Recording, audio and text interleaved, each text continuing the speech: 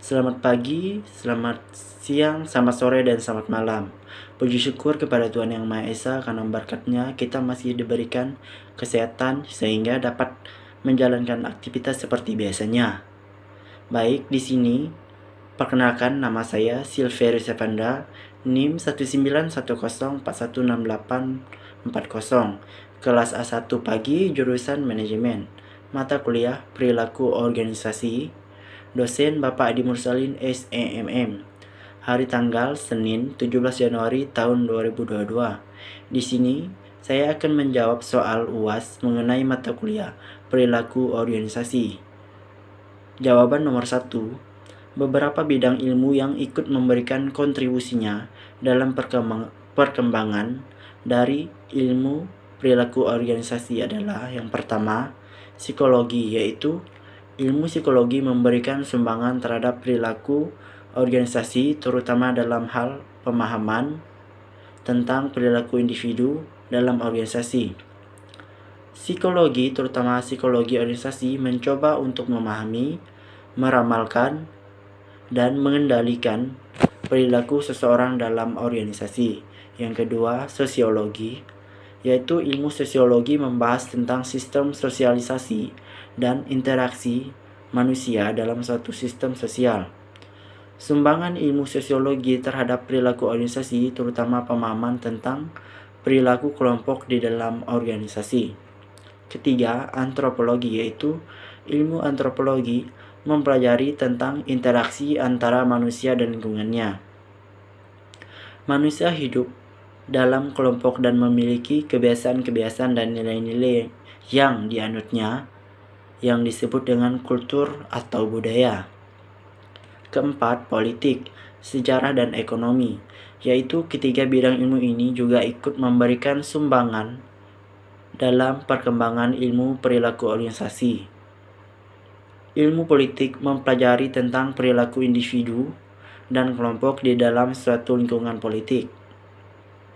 Adapun alasan bidang ilmu memberikan kontribusinya terhadap perilaku organisasi, yaitu karena hakikat organisasi merupakan sistem sosial yang dibentuk atas dasar kepentingan bersama. Organisasi dibentuk dan dipertahankan atas dasar kebersamaan. Perilaku organisasi sangat berkaitan sekali dengan sistem.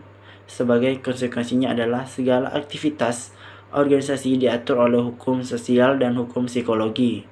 Selain itu, perilaku organisasi adalah disiplin ilmu yang relatif baru yang merupakan ilmu perilaku terapan yang dibangun dengan dukungan sejumlah disiplin perilaku ilmu serta memberikan pemahaman, meramalkan, mengendalikan nilai-nilai perilaku kelompok di dalam organisasi dan membantu dalam proses pengambilan keputusan. Jawaban nomor 2. Dengan mempelajari perilaku organisasi, kita bisa mengenali, mendiagnosis, dan menjelaskan kejadian-kejadian yang secara teratur dan predictable terjadi dalam sebuah organisasi. Mengenali kejadian seperti ini sangat bermanfaat bagi para manajer, sebab bila digunakan untuk mengidentifikasi masalah, menjelaskan apa yang sedang terjadi dalam sebuah organisasi, dan menjelaskan apa yang seharusnya dilakukan para manajer. Dengan mempelajari perilaku organisasi, kita juga akan bisa memprediksi masa depan organisasi dengan menggunakan kejadian masa kini sebagai prediktornya. Sebab organisasi umumnya didirikan bukan untuk jangka pendek, melainkan untuk jangka panjang, bahkan kalau mungkin untuk waktu yang tidak terbatas. Dengan mempelajari perilaku organisasi, kita akan lebih mampu mengendalikan perilaku manusia di dalam organisasi. Sebab harus kita sadari bahwa tidak semua perilaku manusia di dalam organisasi selaras dan cocok dengan kepentingan organisasi. Mengingat berkumpulnya beberapa orang di dalam organisasi berasal dari berbagai latar belakang, keluarga, pendidikan, dan karakter yang berbeda. Di samping itu, mereka juga mempunyai kepentingan yang berbeda. Manajemen strategi. Ini adalah aspek yang penting dari setiap organisasi dan memainkan peran penting dalam manajemen sumber daya manusia. Manajer SDM mengelola strategi untuk memastikan organisasi mencapai tujuan bisnisnya serta berkontribusi secara signifikan terhadap proses pengambilan keputusan perusahaan yang mencakup penilaian untuk karyawan saat ini dan prediksi untuk masa depan berdasarkan tuntutan bisnis. Analisis manfaat. Manajer SDM bekerja untuk mengurangi biaya seperti dengan perekrutan dan retensi. Para profesional HR dilatih untuk melakukan negosiasi yang efisien dengan calon karyawan dan karyawan yang ada, serta memahami manfaat karyawan yang cenderung menarik kandidat berkualitas dan mempertahankan tenaga kerja yang ada. Manajer SDM berkontribusi secara signifikan pada program pelatihan dan pengembangan. Mereka juga memainkan peran penting dalam memperkuat hubungan pemberi kerja karyawan. Ini berkontribusi pada pertumbuhan karyawan di dalam perusahaan sehingga meningkatkan kepuasan dan produktivitas karyawan. Interaktivitas dalam karyawan. Manajer SDM bertanggung jawab untuk melakukan aktivitas, acara, dan perayaan dalam organisasi yang membuka peluang untuk membangun tim. Selain itu, meningkatkan interaktivitas dalam karyawan dan menanamkan rasa kepercayaan dan rasa hormat di antara rekan kerja. Kemudian jawaban soal ketiga, menurut Toha tahun 2014 bahwa terdapat prinsip-prinsip perilaku organisasi antara lain. Yang pertama, manusia berbeda perilakunya karena kemampuannya tidak sama, yaitu perbedaan dan keterbatasan kemampuan akan berpengaruh pada perilaku dan kecerdasan yang dibawa sejak lahir. Hasil didikan dan pengalaman.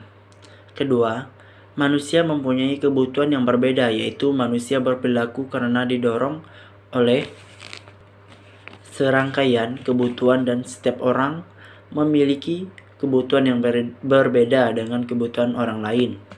Keempat, seseorang memahami lingkungannya dalam hubungannya dengan pengalaman masa lalu kebutuhannya, yaitu memahami lingkungan adalah suatu proses yang aktif, di mana seseorang mencoba membuat lingkungannya itu mempunyai arti baginya. Kelima, seseorang itu mempunyai reaksi-reaksi senang atau tidak senang, dan ini akan menjadikan seseorang berbuat yang berbeda dengan orang lain di dalam rangka menanggapi sesuatu hal. Keenam, banyak faktor yang menentukan sikap dan perilaku seseorang, yaitu dengan adanya perasaan senang dan tidak senang. Seseorang bisa merasa senang karena merasa dihargai, diperhatikan, mendapatkan imbalan tertentu karena bekerja.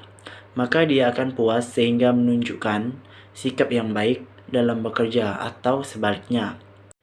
Jawaban nomor 4, isi dari link yang telah dibagikan. Pengertian perilaku organisasi. Perilaku organisasi merupakan ilmu tentang dinamika perilaku individu dan kelompok dalam suatu organisasi dan dampaknya terhadap kinerja, baik kinerja individu, kelompok, maupun organisasi. Tujuan perilaku organisasi yang pertama, menemukan kandidat yang tepat. Perilaku organisasi dapat menemukan kandidat tepat antara bakat dan gaya kerja yang sesuai dengan deskripsi tugas. Kedua, kepuasan kerja.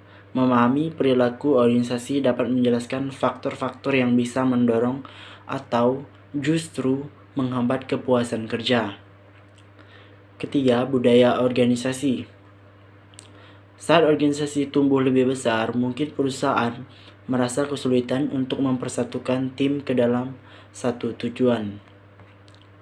Selanjutnya, cara mengembangkan perilaku organisasi.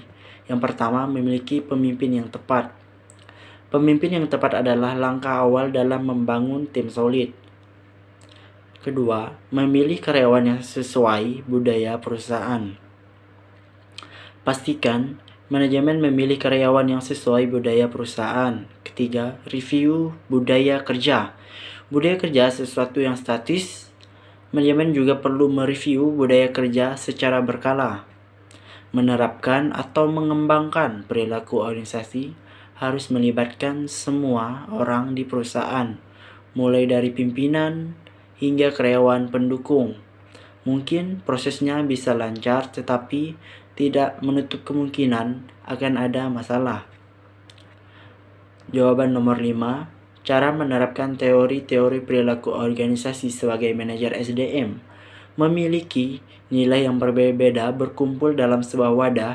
Dalam wadah ini harus menerapkan kebersamaan demi mencapai sebuah tujuan yang telah ditargetkan secara efektif dan efisien. Salah satu cara meningkatkan kualitas SDM yang berkompeten yaitu dengan pendidikan dan juga dengan seleksi dan penempatan kerja yang tepat yang dilakukan oleh organisasi tersebut. Perilaku organisasi merupakan studi yang menyangkut aspek-aspek tingkah laku manusia dalam suatu organisasi atau suatu kelompok tertentu dalam tujuan organisasi sumber daya manusia sebagai komponen pendidikan yang dianggap menjadi kunci keberhasilan pendidikan harus dibina dan dikembangkan sehingga sumber daya manusia yang berkualitas mampu melaksanakan fungsinya dengan baik dan secara profesional. Jawaban nomor 6. Perilaku organisasi sebagai persepsi umum yang dimiliki oleh seluruh anggota organisasi, sehingga setiap karyawan yang menjadi anggota organisasi akan mempunyai nilai, keyakinan, dan perilaku sesuai dengan organisasi. Berdasarkan definisi tersebut, maka dapat diketahui bahwa kinerja karyawan menjadi sangat penting karena penurunan kinerja baik individu maupun kelompok dalam suatu perusahaan dapat memberi dampak yang berarti dalam suatu perusahaan. Berikut adalah judul proposal, pengaruh perilaku organisasi terhadap kinerja karyawan di Lotte Grosir Bandung. Isi dan pembahasan jurnal. Uji regresi linear sederhana. Hasil uji regresi linear sederhana, nilai koefisien korelasi R sebanyak 0,398 atau 39,80% menunjukkan bahwa variabel perilaku organisasi mempunyai hubungan yang erat dengan variabel kinerja karyawan. Nilai besaran koefisien determinasi R² adalah sebesar 0,158 atau 15,8%. Hal ini berarti variabel dependen atau kinerja karyawan dijelaskan sebesar 15,8% oleh variabel independen perilaku organisasi, sehingga dapat disimpulkan bahwa variabel independen berpengaruh dengan variabel dependen sebesar 15,8%. Uji regresi parsial uji parsial atau T digunakan untuk mengetahui seberapa besar pengaruh masing-masing variabel independen secara individual atau parsial terhadap variabel dependen. Berdasarkan hasil pengujian dengan menggunakan alat analisis regresi linear sederhana diperoleh hasil sebagai berikut. 9,392 lebih besar dari 4,03, maka model regresi yang digunakan adalah signifikan. Artinya, model regresi tentang pengaruh perilaku organisasi terhadap kinerja karyawan adalah signifikan. Hal ini menunjukkan bahwa perilaku organisasi terhadap kinerja karyawan. Hasil uji regresi parsial berdasarkan tabel di atas dapat diartikan bahwa nilai koefisien beta 0,297 dan menunjukkan T hitung sebesar 3,65 dan nilai SIG atau T 0,004, di mana hasil tersebut menunjukkan bahwa variabel perilaku organisasi dalam penelitian ini memiliki pengaruh yang positif dan signifikan terhadap kinerja karyawan. Hasil ini mendukung dengan hipotesis yang menunjukkan bahwa P berpengaruh perilaku organisasi positif dan signifikan terhadap kinerja karyawan, maka dapat disimpulkan bahwa HA diterima. Kemudian, hasil uji model F.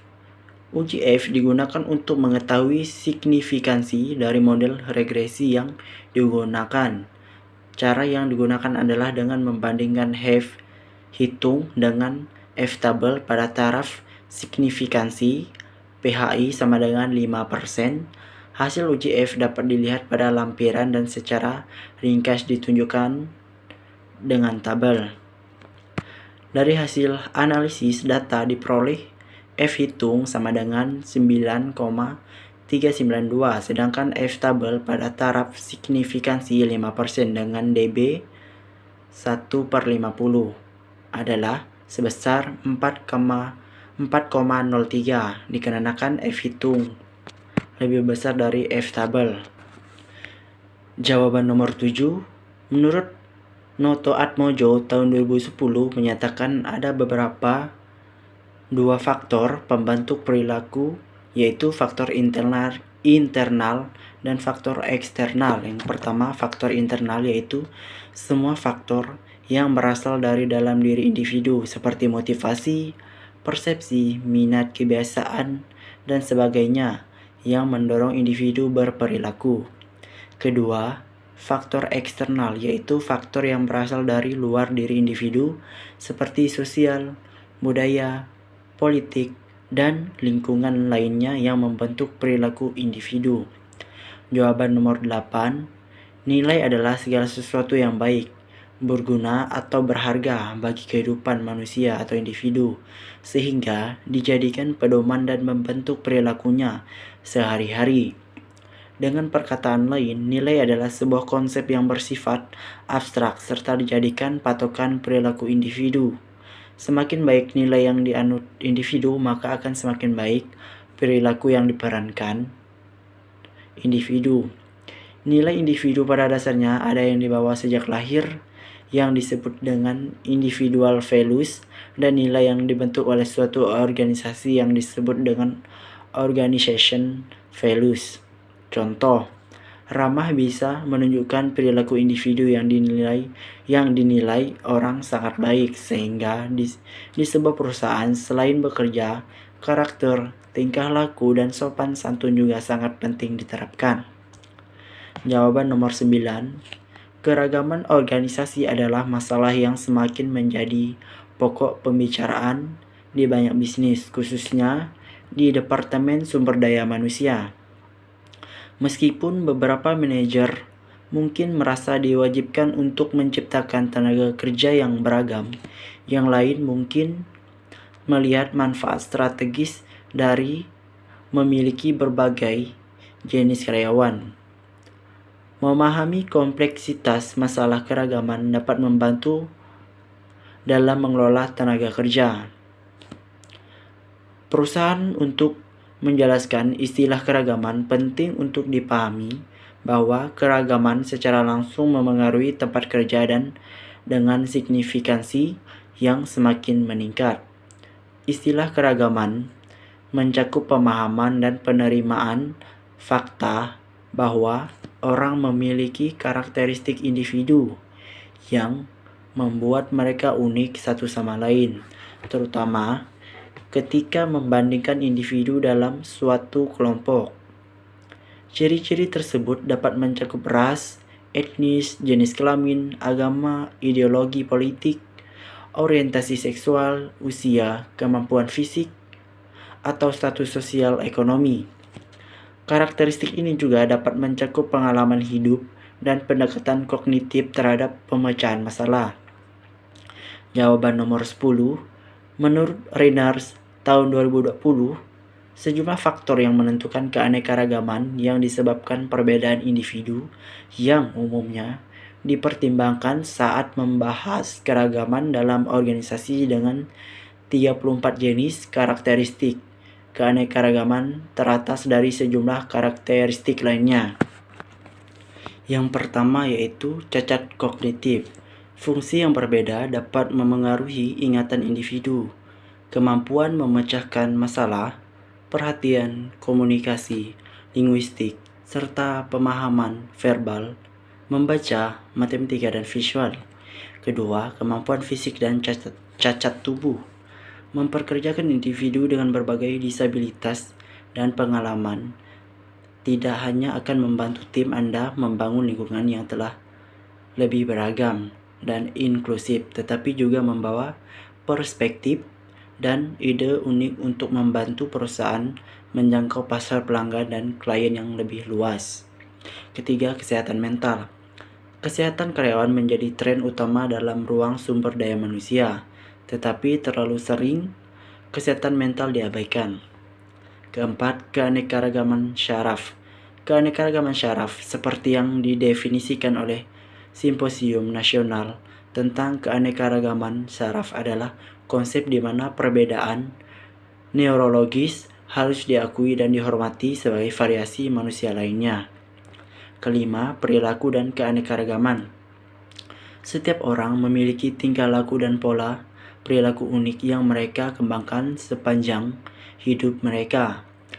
Perilaku seperti itu adalah hasil dari asuhan individu, keluarga, teman, budaya, dan lain-lain. Ini adalah elemen keberagaman yang penting untuk dikenali. Keenam, kepribadian dan gaya berpikir. Berbagai kepribadian dan gaya berpikir yang berbeda di tempat kerja dapat membawa situasi stres dan kreativitas yang unggul. Ketujuh, latar belakang budaya. Ada sejumlah faktor yang membentuk budaya yang berbeda, termasuk makanan tradisional, bahasa, agama, dan adat istiadat. Kedelapan, letak geografis. Lokasi geografis memainkan peran utama dalam budaya. Bahasa, pendidikan, peran sosial, status sosial ekonomi, kepercayaan dan ideologi yang dianut dan dipahami seseorang. Kesembilan, bahasa linguistik dan aksen. Bahasa linguistik dan aksen dapat memainkan peran penting dalam kemampuan seseorang untuk mendapatkan dan mempertahankan pekerjaan. 10. Etnis. Pada faktor biologis, etnisitas didasarkan pada perilaku yang dikaitkan dengan budaya, sejarah, kebangsaan, warisan, pakaian, adat istiadat, bahasa, leluhur, kepulauan, dan latar belakang geografis. Ke-11, ras. Ras ditentukan secara biologis. Contoh ras meliputi kulit putih, hitam, atau Afrika Amerika, Indian, atau Alaska natif Asia, natif Hawaii, atau penduduk kepulauan Pasifik lainnya. Ke-12, status kewarganegaraan. Larangan mendiskriminasi calon dan karyawan saat merekrut, merujuk, memperkerjakan, atau memecat individu berdasarkan kewarganegaraan atau status imigrasi mereka. Ke-13, usia. Pada setiap waktu, ada beberapa generasi yang bekerja di angkatan kerja. Setiap generasi memiliki perbedaan tersendiri yang ditentukan oleh periode, waktu orang dilahirkan, dan perubahan sosial, politik, dan ekonomi yang unik yang terjadi selama masa kecil mereka. Ke-14, keluarga dan asuhan. Keluarga memiliki pengaruh yang signifikan terhadap kehidupan setiap individu. Hal tersebut itu memainkan peran dalam pengasuhan seseorang dan memberikan dukungan sepanjang hidup seseorang. Ke-15, ideologi. Ideologi berperan untuk kenyamanan karyawan dalam berbagai pendapat dengan rekan kerja. Ideologi yang sangat berbeda dapat membuat individu lebih berhati-hati untuk memulai percakapan dengan rekan kerjanya. Jika mereka tahu hal itu akan dapat memicu perdebatan yang sengit. 16. Moral. Moral mencerminkan keyakinan individu untuk pikiran dan perilaku yang dapat diterima. Moral cenderung mencerminkan asuhan individu, keluarga, dan pengalaman hidup, pendapatan, ideologi, latar belakang budaya, status kewarganegaraan, hak istimewa, kepribadian, status sosial ekonomi, peran sosial, serta kepercayaan sosial, agama, politik, dan duniawi. Ke-17, peran sosial. Stereotipe seringkali berkolerasi dengan peran sosial yang dimiliki tentang demografi tertentu dan dapat memengaruhi kemampuan individu. 18. Identitas gender. Peran gender sebagai konstruksi sosial yang bervariasi menurut budaya yang berbeda dan diterapkan pada individu saat lahir berdasarkan jenis kelamin biologis mereka. 19. Ekspresi gender. Ekspresi gender yang mungkin berbeda dari jenis kelamin atau identitas gender individu, mengacu pada penampilan luar identitas gender individu. Ekspresi gender dapat ditafsirkan melalui pakaian, rambut, riasan, suara, perilaku, tingkah laku, dan minat. Ke-20, seks. Tidak seperti identitas gender akan ekspresi gender, seks mengacu pada perbedaan biologis dan genetik antara tubuh pria dan wanita. 21. Orientasi seksual. Orientasi seksual juga berbeda dengan identitas gender, ekspresi gender, dan seks biologis. Ke-22, pendidikan. Pendidikan sangat bervariasi menurut lokasi, sekolah, dan guru, dan dapat sangat dipengaruhi oleh undang-undang dan peraturan. Tidak ada satu orang pun yang memiliki pendidikan yang sama persis. Ke-23, pendapatan. Penghasilan memainkan peran utama dalam kehidupan setiap individu sejak lahir dan selama mereka dibesarkan, karir profesional hingga pensiun. Pendapatan dapat dipengaruhi oleh lokasi geografis, pajak, keluarga, pendidikan, keterampilan, dan latar belakang sosial ekonomi. Ke-24, status sosial ekonomi. Status sosial ekonomi merupakan ukuran dan kategorisasi orang berdasarkan pendidikan, pendapatan, dan pekerjaan mereka. Ini juga merupakan indikator yang kuat dari hak istimewa, serta peluang dan sumber daya yang dapat diakses seseorang untuk unggul di sekolah dan pekerjaan. Ke-25, pengalaman hidup. Pengalaman hidup mencakup semua kejadian unik, pendidikan, militer, pribadi, dan publik yang dialami seseorang sepanjang hidupnya. Ke-26, hak istimewa.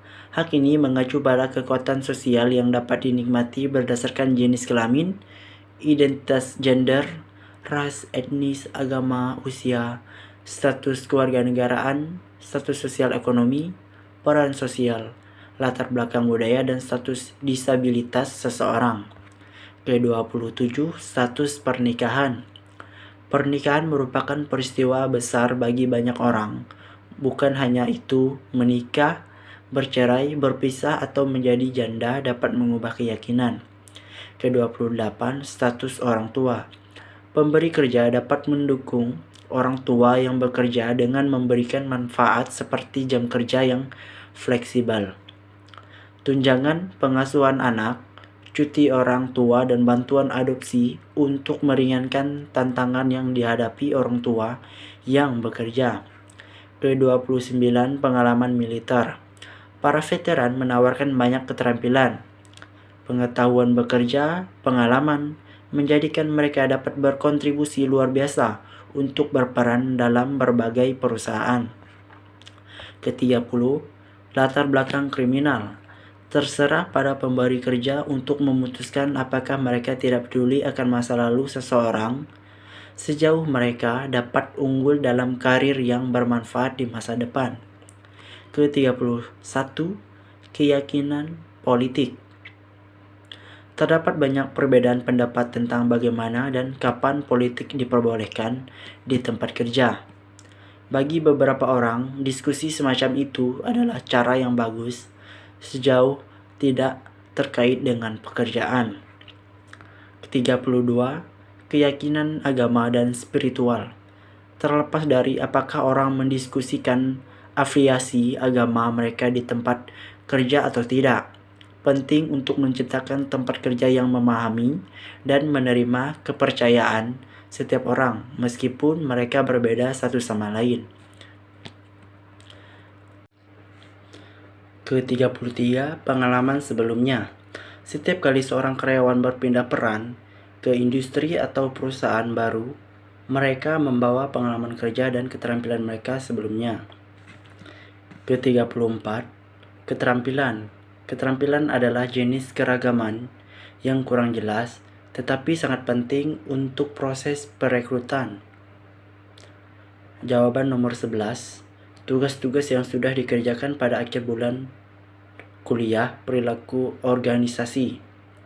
Yang pertama yaitu meringkas bab 1 pengertian perilaku organisasi pada buku organisasi dan video record.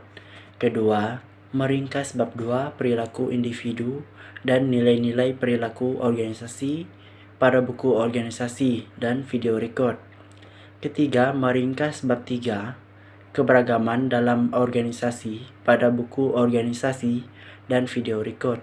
Keempat, meringkas bab 4 sikap dan perilaku dan kepuasan dalam bekerja pada buku organisasi dan video record. Kelima, meringkas bab 5 motivasi kerja pada buku organisasi dan video record. Keenam, membahas materi bab 9 konflik negosiasi pada buku organisasi dan video record. Ketujuh, memberikan tanggapan mengenai MBKM dan video record. 8.